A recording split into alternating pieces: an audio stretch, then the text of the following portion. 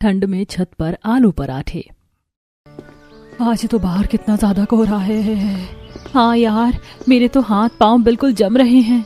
प्रीति और नेहा सुबह सुबह टहलने जाया करती थी, लेकिन अब बढ़ती सर्दी की वजह से अब से हम टहलना जरा कम करेंगे। इतनी सर्दी में बिल्कुल मन नहीं करता बिस्तर छोड़ने का। आज भी मैं बिल्कुल नींद में ही घूम रही हूँ। हाँ यार, तूने तो मेरे मन की बात छीन ली। अभी ना कुछ दिन स्किप करते हैं। एक तो इतनी ज़्यादा ठंड पड़ रही है, ऐसे में तो रजाई में बैठकर ही ज़्यादा सही लगता है, बाहर टहलने में नहीं। ये सब काम तो हम जब सर्दी कम हो जाएगी तब शुरू करेंगे दोबारा। हाँ बाबा, चलो वापस चलते हैं घर के अंदर।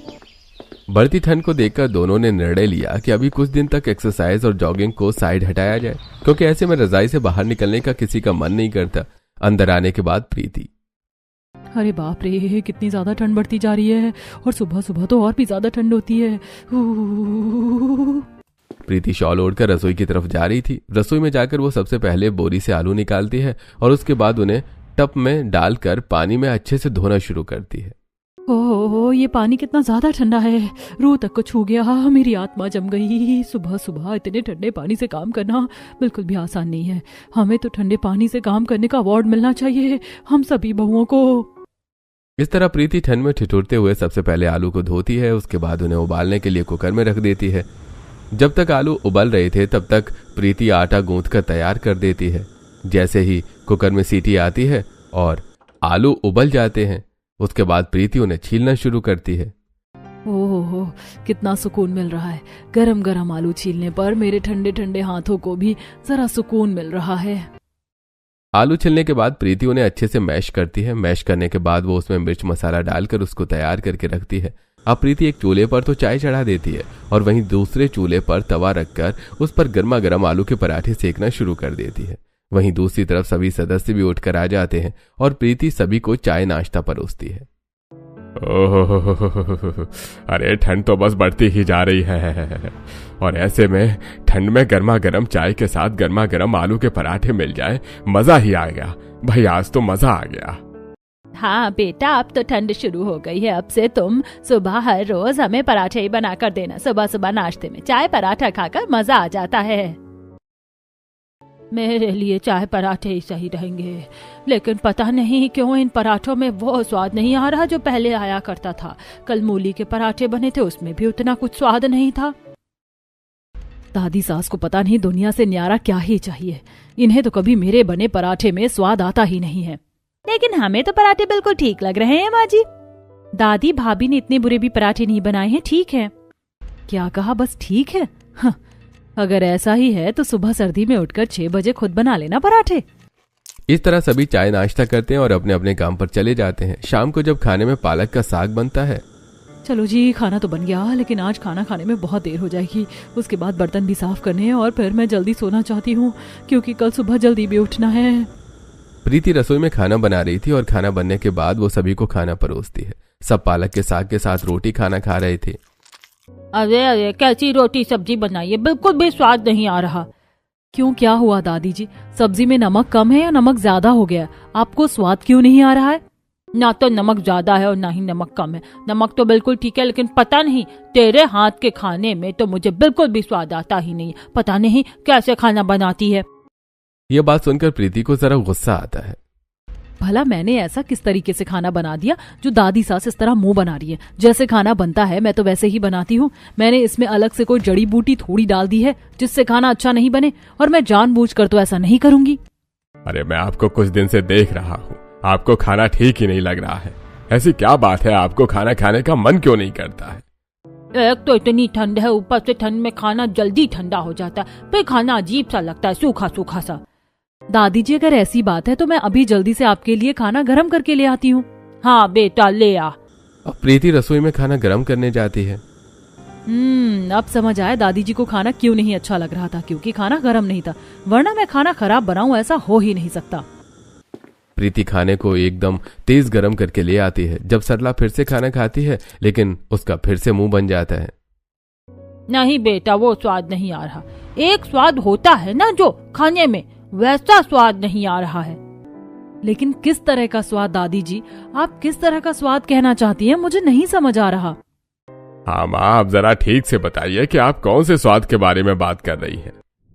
अरे जैसा स्वाद पहले खाने में आता था वैसा आजकल के खाने में बिल्कुल भी नहीं आता है। अच्छा तो ऐसी बात है। अब माँ जी पहले की सब्जी भी बहुत अलग होती थी, आजकल वैसे ही ताज़ा फ्रेश सब्जी कहाँ आती है। नहीं बेटा, सब्जी तो अभी भी ताज़ा ही होती है। पहले की बात में तो कुछ ज्यादा ही दम होता था, कुछ अलग ही बात होती थी खाने की। पहले का तो आप पूछो ही मत माँ। पहले तो मुझे भी आपके हाथ का खाना कितना अच्छा लगता था, लेकिन अब वैसा स्वादिष्ट खाना कहीं खाने को मिलता ही नहीं है। सब इनडायरेक्ट क्या कहना चाहते हैं कि मैं ज्यादा अच्छा खाना नहीं बनाती हूँ? तब से मेरे खाने में कमी ही निकाले जा रहे हैं। इस तरह बात करते हुए सभी खाना खा लेते हैं और सब अपने अपने कमरे में जाकर सो जाते हैं। वहीं दूसरी तरफ प्रीति रात को ठंड में ठंडे पानी से रसोई में बर्तन साफ कर रही थी। बाप रे, कितनी ज्यादा ठंड पड़ रही है। एक तो मैं हर रोज सभी के लिए इतना स्वादिष्ट खाना बनाती हूँ, उसके बाद मुझे हर रोज बस यही सुनने को मिलता है कि खाने में स्वाद नहीं आ रहा, खाने में वो पहले वाला स्वाद नहीं है। अरे अब दुनियादारी में पहले वाली बात थोड़ी है, सब कुछ पहले जैसा नहीं हो सकता। पता नहीं कौन से अलग नखरे लेकर बैठे हैं मेरे ससुराल वाले।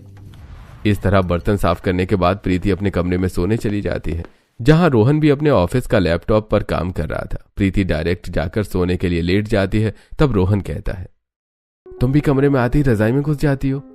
बस रोहन ने इतना कहा ही था कि आगे वो कुछ बोल भी नहीं पाया कि तभी प्रीति उसकी बात को बीच में काटते हुए गुस्से में तिलमिलाते हुए कहती है, अब मैं पूरा दिन ठंड में काम करती रहूं और रात को जाकर आराम से बिस्तर में लेट भी नहीं सकती। अब क्या इतना भी हक नहीं बनता मेरा कि पूरा दिन तो मशीन की तरह मैं काम करती रहती हूँ? अब क्या रात में भी काम करती रहूं? प्रीति को इतना भड़कता हुआ देखकर रोहन कहता है, अरे अरे क्या हो गया, तुम तो जरा सी बात पर बहुत ज्यादा भड़क गई। अरे शांत हो जाओ, मैंने तुम्हें काम करने के लिए कब कहा? मेरी कहने का मतलब था कि हम दोनों साथ में मूवी देखेंगे और तुम सोने के लिए रजाई में लेट गई, लेकिन तुमने मेरी बात ही पूरी नहीं होने दी। प्रीति का जरा गुस्सा शांत होता है, तब वो कहती है, माफ करना, मैंने बिना वजह चिल्ला दिया, लेकिन मुझे अचानक से बस गुस्सा आ गया था। आजकल मैं तुम्हें देख रहा हूँ कुछ ज्यादा चिड़चिड़ी रह रही हो, बात क्या है? बस यही कि खाना बनाती हूँ इतनी मेहनत से, लेकिन किसी को मेरे हाथ का खाना पसंद ही नहीं आता। दादी जी हमेशा बोलती कि मेरे हाथ के खाने में वो स्वाद नहीं है जो पहले खाने में होता था, या खाना खाकर उन्हें बिल्कुल भी मजा नहीं आता। पहले सिर्फ दादी जी कहती थी, आज लेकिन बाकी सबने भी कह दिया। अरे बाबा, तुम्हें इतना सोचने की जरूरत नहीं है, तुम बहुत ही स्वादिष्ट खाना बनाती हो और मुझे तुम्हारे हाथ का खाना बहुत अच्छा लगता है। मुझे ही नहीं, मैं तुम्हारा बनाया हुआ लंच ऑफिस में लेकर जाता हूँ तो वहां पर भी सबको तुम्हारे हाथ का खाना बहुत अच्छा लगता है। बस अभी सर्दी है तो शायद हो सकता है कि उन्हें गांव के देसी खाने की याद आ रही हो, बस इतना मत सोचो। चलो अब सो जाते हैं। इतना कहकर रोहन और प्रीति दोनों सो जाते हैं।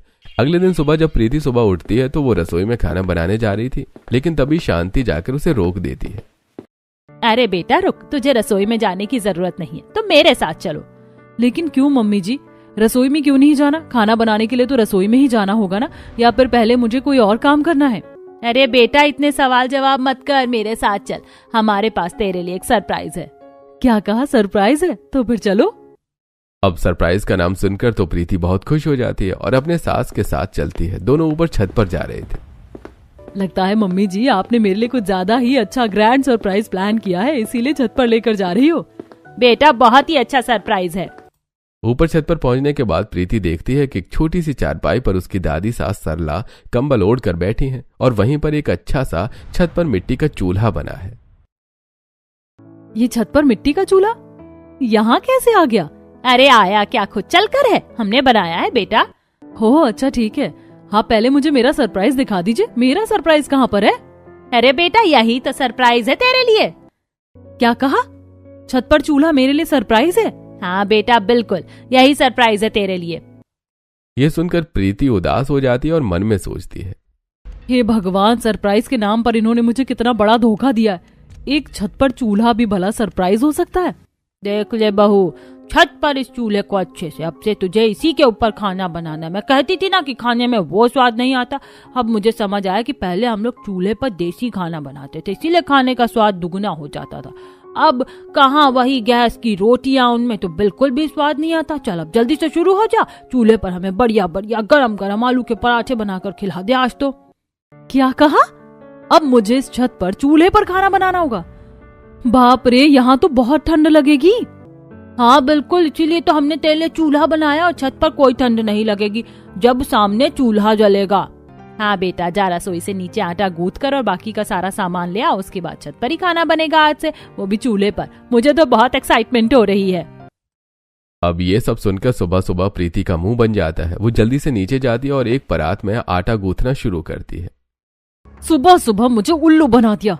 मुझे लगा पता नहीं ऐसा कौन सा बड़ा सरप्राइज मिल रहा है मुझे, लेकिन मैंने भी कितनी बड़ी गलतफहमी पाली। मुझे भी भलाई ये लोग कोई अच्छा सरप्राइज दे सकते हैं। हाँ, तौबा तौबा, सुबह सुबह सारा मूड खराब कर दिया। सरप्राइज दिया भी तो क्या, एक चूल्हा बनाकर। अब प्रीति को गुस्सा आ रहा था, लेकिन वो कर भी क्या सकती थी। आटा गूंथने के बाद वो परात में आटा लेकर ऊपर जाती है और उसके बाद भी दोबारा नीचे आकर बहुत सारे आलू को अच्छे से ठंडे पानी में टोंटी के नीचे धो लेती है। ओह, कितनी ज्यादा ठंड लग रही है। आलू अच्छे से धोने के बाद वो कुकर में पानी डालकर उन्हें डाल देती है। फिर एक हाथ में कुकर को लेकर और दूसरे हाथ में मिर्च मसाला लेकर छत पर जाती है। ऊपर जाने के बाद चलो जल्दी से शुरू हो जाए, और हमने तेरे लिए लकड़ी भी मंगवा लिया। आग जला दे और इसी पर आलू उबालने के लिए रख दे, तो इसका स्वाद और अच्छा आएगा। अपनी दादी सास के कहे अनुसार प्रीति आग जलाना शुरू करती है, लेकिन उसने पहले कभी चूल्हे पर काम नहीं किया था, इसलिए उसे आग नहीं जलाई जा रही थी। अरे बेटा, तुझे आग जलाना भी नहीं आता? ला देख, तुझे आज मैं सिखा देती हूँ। शांति 2-3 कागज लेती है और लकड़ी के ऊपर लगाकर सबसे पहले कागज में आग लगाती है और उसके बाद लकड़ी को उसमें जलाना शुरू करती है। धीरे धीरे लकड़ी भी आग पकड़ लेती है और इस तरह चूल्हे में आग लग जाती है। देखा ना, तूने अच्छे से सीख ले। आज के बाद तुझे छत पर चूल्हे पर ही खाना बनाना है। पता नहीं कैसे अजीब ससुराल वाले हैं, ऊट पटांग चीज करवाते हैं। अब मैं उनके लिए छत पर चूल्हे पर खाना बनाना सीखूं और आग जलाना सीखूं, हद हो गई है। इस तरह प्रीति छत पर बने चूल्हे पर आलू उबालने के लिए रख देती है और जब आलू उबल जाते हैं तो उन्हें छील कर अच्छे से मैश करके उसमें मसाला डालकर मिक्स करती है। चूल्हे की आग जल रही थी, जिसकी वजह से धुआं हो रहा था और प्रीति की आंखों में धुआं जा रहा था। ओए माँ, मेरी तो आंख फूट गई। मेरी आंखों में इतना ज्यादा जलन हो रही है, बहुत ज्यादा धुआं है ये तो। अरे बहू, इतनी भी नाजुक मत बन, हल्का फुल्का धुआं ही तो है। जब धीरे धीरे चूल्हे पर काम करेगी ना तो अपने आप आदत पड़ जाएगी। फिर वो सभी के लिए गर्मा गर्म पराठे बनाना शुरू करती है। साथ में वो उनके लिए चाय भी बना देती है। ओहो, कितनी अच्छी खुशबू आ रही है। जा एक काम कर, बाकी सबको भी आज छत पर ही बुला ले। आज हम सब छत पर बैठकर चूल्हे के सामने खाना खाएंगे। अपनी सास की बात सुनकर प्रीति नीचे आती है और सभी को आज खाना खाने के लिए ऊपर जाने के लिए कहती है, जिसे सुनकर रिया हैरानी से कहती है, क्या कहा? आज हमें छत पर ऊपर खाना खाना होगा? लेकिन ऐसा क्यों? क्योंकि मम्मी और दादी जी ने ऊपर हमारे लिए नहीं, मेरे लिए चूल्हा बना दिया है और मुझे उस पर आप सबके लिए खाना बनाना है। अब जिसे भी गर्मा गर्म खाना खाना है वो ऊपर आ सकता है। लेकिन ऊपर तो बहुत ठंडी हवा चल रही होगी और ऊपर हमें तो बहुत ज्यादा ठंड लगेगी, तो ऊपर खाना खाने में बिल्कुल भी अच्छा नहीं लगेगा। अरे बेटा, ऐसा कुछ भी नहीं होगा। ऊपर चूल्हे के सामने बैठकर खाना खाने में तो अलग ही मजा आएगा। इस तरह बाकी परिवार वाले भी छत पर खाना खाने के लिए चले जाते हैं और सभी चूल्हे के सामने बैठकर खाना खाना शुरू करते हैं। खाना तो बहुत ही ज्यादा स्वादिष्ट लग रहा है। हाँ, आज तो खाने में और भी ज्यादा मजा आ रहा है। आज आपको कैसा लग रहा है माँ जी खाना? अरे आज तो मेरा भी दिल खुश हो गया। मुझे भी खाना बहुत स्वादिष्ट लग रहा है, बस इसी चीज की तो कमी थी। इस तरह से भी खुश होकर खाना खा लेते हैं। सब खाना खाकर अपने अपने काम पर चले जाते हैं, लेकिन वहीं दूसरी तरफ प्रीति गुस्से में मुंह फुलाकर छत पर चूल्हे के सामने ही बैठी होती है।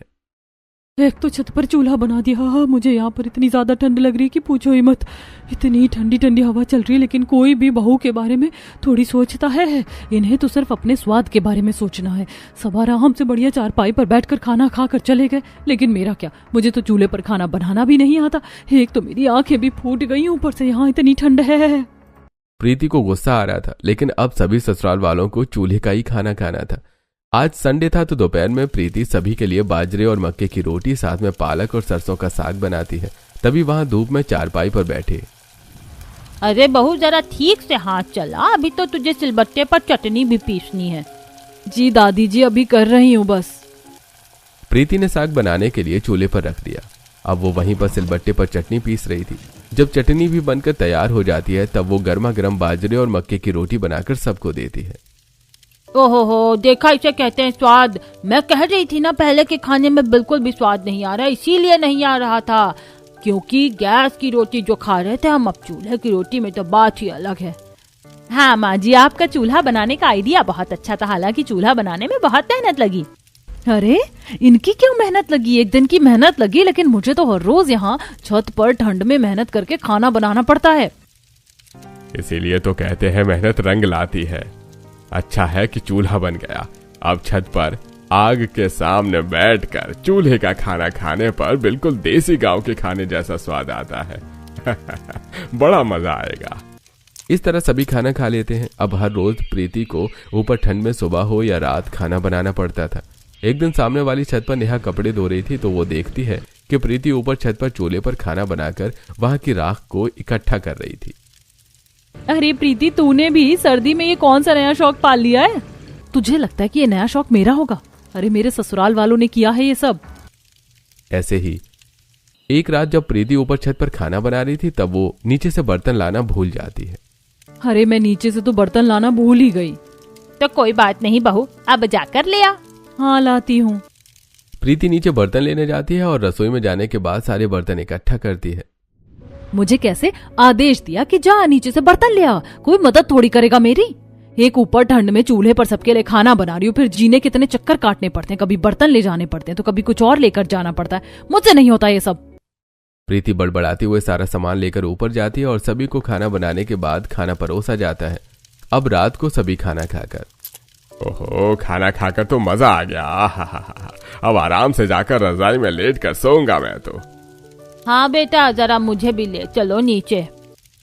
इतना कहकर खाना खाकर सभी तो नीचे चले जाते हैं, लेकिन वहां प्रीति रह जाती है सारे झूठे बर्तनों के साथ। सारे खाना खाकर चले गए। अब मुझे सारे बर्तन नीचे रसोई में लेकर जाने होंगे और सिंक में इन्हें धोना होगा। ऐसा भी नहीं कि कम से कम नीचे जाते वक्त कुछ बर्तन ही ले जाएं।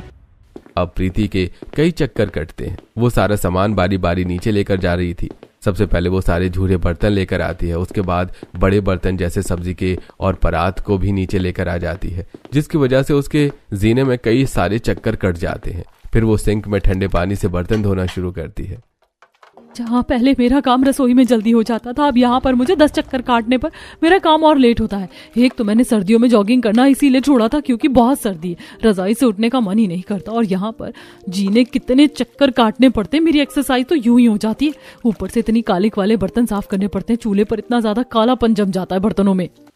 बर्तन धोने के बाद प्रीति भी सोने के लिए अपने कमरे में चली जाती है और इस तरह दिन गुजर रहे थे और साथ में प्रीति का गुस्सा भी दिन ब दिन बढ़ता जा रहा था। एक दिन प्रीति नेहा के साथ सब्जी लेने बाजार जा रही थी। यार कसम से मैं तो बहुत परेशान हो गई हूँ। परेशान होना तो बनता ही है, तेरे ससुराल वालों ने तुझे इतना परेशान करके जो रखा है, तुझे अपने लिए आवाज उठानी चाहिए। बिल्कुल सही कह रही है, अगर मैंने आज नहीं कहा तो ये लोग हमेशा मेरे साथ ऐसा ही करते रहेंगे। अब सब्जी लेने के बाद प्रीति और नेहा दोनों अपने घर आ जाती हैं और प्रीति ने सोचा था कि वो घर वालों से बात करेगी, लेकिन उस दिन शांति की सहेली शीला घर पर आई थी दोपहर में। चल बेटा, आज तू हम दोनों को बाजरे की और ज्वार की रोटी बनाकर खिला दे। हाँ जरा मैं भी तेरे हाथ का बना खाना खाकर देखूं कि तेरी सास क्यों तेरे चूल्हे के हाथ की रोटी की इतनी तारीफ करती है। मुझे भी थोड़ा देसी टाइप का खाना खाने को मिल जाएगा। अब उस वक्त तो प्रीति कुछ नहीं कह पाती और उसे दोपहर का खाना ऊपर छत पर चूल्हे पर ही बनाना पड़ता है। वाह, मानना पड़ेगा, तू बिल्कुल सही कहती थी, तेरी बहू के हाथों में तो जादू है। चूल्हे का खाना तो बहुत ही स्वादिष्ट बना है। देखा, मैंने तो पहले ही कहा था। खाना खाकर शीला वहां से चली जाती है। तब रात का खाना खाने के लिए जब सभी छत पर जा रहे थे तब प्रीति सभी को रोकते हुए कहती है, मैं आज से छत पर खाना नहीं बनाऊंगी। क्यों बहुरिया, तू इस तरह बातें क्यों कर रही है? ऐसी कौन सी आफत आ गई जो तू छत पर खाना नहीं बनाएगी? क्योंकि ऊपर सर्दी में खाना बनाना मुझे बिल्कुल पसंद नहीं है और चूल्हे पर तो बिल्कुल भी नहीं। साथ में ऊपर से नीचे मेरे बहुत चक्कर कट जाते हैं, जिसकी वजह से मैं थक जाती हूँ। इसीलिए मैं आज के बाद छत पर खाना कभी नहीं बनाऊंगी। ये बात सुनकर सभी ससुराल वालों का भी गुस्सा आ जाता है और वो प्रीति को समझाने की कोशिश करते हैं। देख बहू, खाना बनेगा तो छत पर ही, हमें चूल्हे का खाना खाने में बहुत अच्छा लग रहा है। और मैंने कहा ना मम्मी जी कि खाना बनेगा तो नीचे रसोई में ही, मैं छत पर चूल्हे पर खाना नहीं बनाऊंगी। देख बहू, तू हमारे साथ ऐसा नहीं कर सकती। मैं कर सकती हूँ, मैं जो चाहे वो कर सकती हूँ। आप लोगों ने मुझसे बिना पूछे ऊपर छत पर चूल्हा बनाया था, लेकिन अब मैं अपनी मर्जी चलाऊंगी। जिसे नीचे खाना है वो खा सकता है, वरना आपकी मर्जी। अब प्रीति की जिद के आगे ससुराल वाले भी कुछ नहीं कहते। इस तरह प्रीति के कहने पर सभी को नीचे ही खाना खाना पड़ता है, लेकिन किसी ने भी ठीक से पेट भर खाना नहीं खाया था, जिसे देखकर आज तो सभी ने खाना कुछ ज्यादा ही छोड़ दिया। पता नहीं कैसे नखरे हैं इन लोगों के भी, लेकिन मैं भी चूल्हे पर खाना नहीं बनाऊंगी। लेकिन अगले कुछ दिनों तक नीचे बना खाना भी ससुराल वाले ठीक से नहीं खा रहे थे। और जब प्रीति भी रसोई में खाना बनाती है तो वैसे एक बात तो माननी होगी, ऊपर छत पर खाना बनाने में ज्यादा अच्छा लगता था। चूल्हे के सामने बैठकर ना तो ज्यादा ठंड लगती थी और ऊपर से आराम से बैठकर खाना बनाना पड़ता था। यहाँ रसोई में खड़े खड़े पैर दर्द करने लग जाते हैं। अगले 4-5 दिन तक प्रीति एक सोच विचार में डूबी हुई थी। रात को वो कुछ ज्यादा गहरी सोच में थी, जिसे देखकर रोहन कहता है, क्या बात है, आजकल तुम क्या सोचती रहती हो? मैं यही सोचती हूँ कि जब से मैंने ऊपर खाना बनाना बंद किया है तब से कोई भी ठीक से खाना नहीं खाता। क्या मुझे ऊपर फिर से खाना बनाना शुरू करना चाहिए? अरे कोई बात नहीं, तुम्हें ऊपर खाना बनाना पसंद नहीं तो इतना मत सोचो, धीरे धीरे सबको आदत पड़ जाएगी। लेकिन मुझे भी ऊपर चूल्हे पर ही खाना बनाने की आदत हो गई और मुझे भी चूल्हे का खाना अच्छा लगता था। बात ये नहीं कि मुझे चूल्हे पर खाना नहीं बनाना आता है, कि मुझे ऊपर नीचे जीने में बहुत चक्कर काटने पड़ते हैं, जिसकी वजह से मैं परेशान हो जाती हूँ। क्योंकि देखा जाए तो रसोई तो नीचे ही है और सारा सामान ऊपर ले जाना बहुत भारी पड़ता है। तो उसके लिए मेरे पास एक आइडिया है। अब अगले दिन सुबह जब सभी नाश्ते की टेबल पर बैठने के लिए आ रहे थे तब प्रीति उन्हें रोकते हुए कहती है, रुको रुको, आपके यहाँ बैठने की जरूरत नहीं है। क्यों बहू, अब क्या तू हमें यहाँ पर खाना देने से मना करने वाली है? नहीं दादी जी, ऐसा नहीं है। मेरे पास आप सबके लिए एक छोटा सा सरप्राइज है, उसके लिए लेकिन आपको छत पर जाना होगा। नहीं नहीं, मुझे कहीं नहीं जाना। मेरी बुरी हड्डियों में इतनी जान नहीं है कि मैं छत पर जा सकूं। दादी जी बस एक बार चलिए, मैं आपको सच में निराश नहीं करूंगी। मैं जानती हूँ आप मुझसे नाराज हो, पर एक बार चलो प्लीज। हाँ माँ जी, चलिए एक बार जाकर देख लेते हैं। इस तरह सभी प्रीति के कहने पर छत पर चले जाते हैं, जहां पर वो देखते हैं कि ऊपर एक छोटी सी ओपन रसोई बन गई थी। छत पर शेड लगा दिया गया था और वहीं चूल्हे के साइड में एक बड़ी सी अलमारी बनी हुई थी। अरे ये सब क्या हो रहा है यहाँ? मम्मी जी, आज से मैं आप सभी के लिए ऊपर छत पर ही खाना बनाऊंगी, चूल्हे पर ही। अरे लेकिन अचानक से ये बदलाव कैसे हो गया? तेरा हृदय परिवर्तन कैसे हुआ? दरअसल दादी जी समस्या ये थी कि मुझे हर रोज बहुत सारे बर्तन लेकर बार बार ऊपर आना पड़ता था और फिर उन्हें बार बार लेकर नीचे जाना पड़ता था। मेरे बहुत चक्कर कट जाते थे, इसीलिए अब मैंने ये बड़ी सी अलमारी यहाँ रख दी है और यहाँ पर सारे बर्तन रख जाएंगे और वहाँ सामने एक नल लगा दिया है जहाँ पर मैं बर्तन धोकर वापस यहीं रख दूंगी, जिससे मुझे बार बार ऊपर नीचे के चक्कर नहीं काटने होंगे। हाँ, ये आइडिया तो बहुत अच्छा है। हमें पहले इसके बारे में जरूर सोचना चाहिए था। हमने सिर्फ अपना तो सोच लिया कि ऊपर चूल्हा बना दिया, लेकिन तेरे बारे में नहीं सोचा बहू। बिल्कुल, हम बिना वजह ही तुझसे नाराज हो रहे थे, बिना तेरी परेशानी जाने, लेकिन तूने बहुत अच्छा दिमाग लगाया पोता बहू। ठीक है, आप सब बैठ जाइए, मैं अभी गर्मा गर्म आप सबके लिए खाना बनाती हूँ। तो आज इसी खुशी में आलू के पराठे हो जाएं। अब प्रीति सबके लिए चूल्हे पर आलू के पराठे बनाकर देती है और सभी को खाकर बहुत मजा आता है। सुबह सुबह चूल्हे के आलू के पराठे खाकर तो मजा आ गया। अब तो मुझे भी चूल्हे का खाना खाने की आदत होगी, एकदम लाजवाब लगते हैं। सब खाना खा लेते हैं और जब लास्ट में राख बच जाती है तब प्रीति उस गर्म राख पर पानी की हांडी रख देती है। जब तक सभी खाना खाते हैं तो पानी भी जरा गर्म हो जाता है और उसके बाद प्रीति छत पर ही गर्म पानी में बर्तन धोती है। अब गर्म पानी में बर्तन धोने में कितना मजा आ रहा है। ज्यादा गर्म भी नहीं है, नॉर्मल है, लेकिन ना तो इससे गर्म करने के लिए एक्स्ट्रा लकड़ी लगी और ना ही एक्स्ट्रा बिजली। सही उपयोग हो गया। साथ में गर्म पानी से बर्तनों का कालापन भी अच्छे से साफ हो जाता है। हाँ बिल्कुल। बर्तन धोने के बाद वहीं चूल्हे के पास बनी लकड़ी के बने बड़े से कैबिनेट में प्रीति सारे बर्तन सुखाकर रख देती है। तब रोहन उसके पास आता है। अब अच्छा है ना, तुम्हें बार बार ऊपर नीचे जीने के चक्कर नहीं काटने होंगे। सच में आपका ये आइडिया तो कमाल का है। थैंक यू सो मच, आपकी वजह से सब काम बहुत इजी हो गया। थैंक यू नहीं चलेगा, तुम्हें आज रात को मेरे साथ डिनर पर चलना होगा। ओके, बिल्कुल। इस तरह परिवार की ये समस्या भी हल हो जाती है और अब सब हंसी खुशी चूल्हे पर एक साथ बैठकर खाना खाते थे और प्रीति को भी बार बार ऊपर नीचे चक्कर नहीं काटने पड़ते थे। ठंड में छत पर चूल्हे पर सभी अलग अलग तरह का स्वादिष्ट खाना खाते हैं और चूल्हे के खाने का मजा लेकर सर्दियां बिताते हैं।